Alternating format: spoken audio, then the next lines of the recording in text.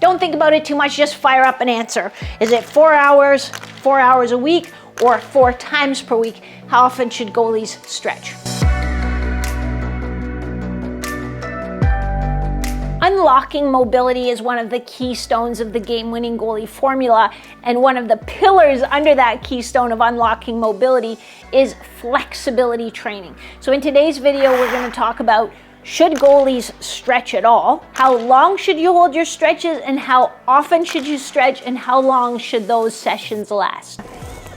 Question is, should goalies even stretch at all? I heard stretching was bad for you. I heard stretching makes you slower, weaker, less powerful. So really, why would I do it at all? So let me start by saying static stretching isn't bad. It's not a crime to improve your flexibility. If we can't move a joint through a range of motion, static stretching is a really useful tool that can help us restore that range of motion. Or if we are doing some static stretching but not seeing any improvements in that range of motion, maybe it tells us there's a dysfunction going on. It's time to get something checked out.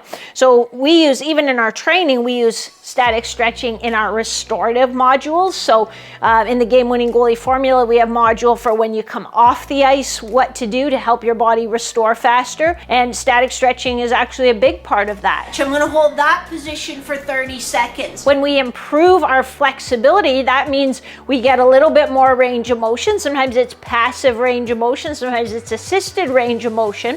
But then when we have that increased range of motion, then we can build strength at length in that new position. So the flexibility training itself doesn't make us stronger at length, but it puts us in the position where we can increase that. Hasek makes a save with the left pad. And we'll talk a little bit more about that when we get to another pillar of unlocking mobility, which is stability training. That'll be for another day. We also have other techniques like Aldoa that are kind of static holds, but we're using our muscles to create tension, and they're more realigning processes. So again, that's another one that we'll chat about a bit more when we talk about control, contortion control. Here we go.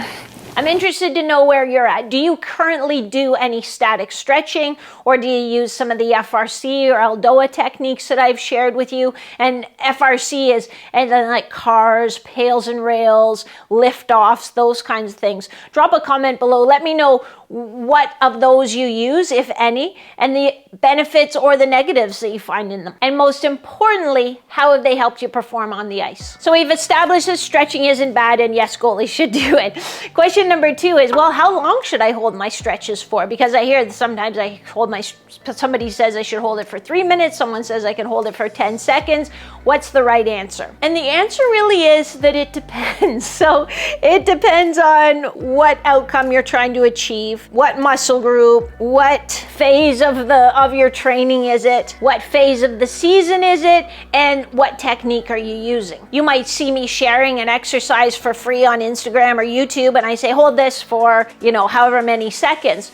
But for the goalies in my training programs, in my groups, they might be doing a completely different duration, or even doing sets and repetitions, which we're using all the time now in our mobility training, to get a different outcome, or because I can adjust it based on knowing where they're at in their development. For you guys, I always just want to be safe and just make sure you're not going to crush yourselves. So the answer is, it depends. Now, many years ago, maybe it's getting close to 8 or 10 years ago, I read a meta-analysis, and a meta-analysis is where they take all the research that's been done in a certain area, and this is peer-reviewed academic research, and then they take that data as if it's a brand new data set, and they combine it all to make a bigger data set, so they get a little bit more powerful results, and then they do a statistical analysis of that and see what it spits out. At the end of the day, from all of that at that time, and maybe something new has come up since, they concluded that for static stretching and just improving general flexibility, that 30 seconds was as good as anything else. So for a lot of just static stretches, routine stretches, we'll start with 30 seconds, but that's not including FRC and Aldoa and building strength and length and some of those other things. But if you're looking for, hey, how long should I hold this static stretch? In general, 30 seconds. The final question, how many times per week should I be stretching? The answer is at least 4 times if you want to maintain the flexibility that you have. If you're trying to improve your flexibility over time, then it should be more than 4 times per week. How long should that session last? I haven't seen research that says, oh, if you stretch for 50 minutes, it's better than 20 minutes. I think it's a lot like strength training. Okay, what are we doing in that time? That's what really matters, not how much time we spend doing it. Some of you can spend 2 hours in the gym working hard on the wrong things and not feel a lot faster or better on the ice. And some of you are like, yeah, that's actually exactly me. So the same goes for mobility. Typically, when I design a mobility session, the most important thing to me is that you're going to do it and you're going to do it consistently. So typically my mobility sessions are 20 to 30 minutes, but sometimes depending on the phase of the off season or if it's something specific we need to work on with you, that might creep up to 50 minutes for a session.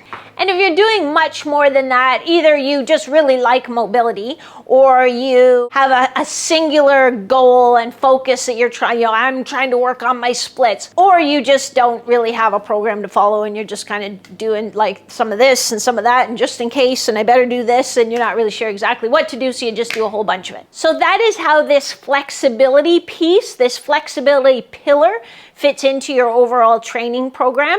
And those are some guidelines of how much, how often, what to do. So if you want to see how this pillar fits in with all the other pillars and keystones in my training program design, just click on the link below to learn everything there is to know about the game-winning goalie formula and see if you just want me to give you the program to follow so that you win more games with fewer injuries.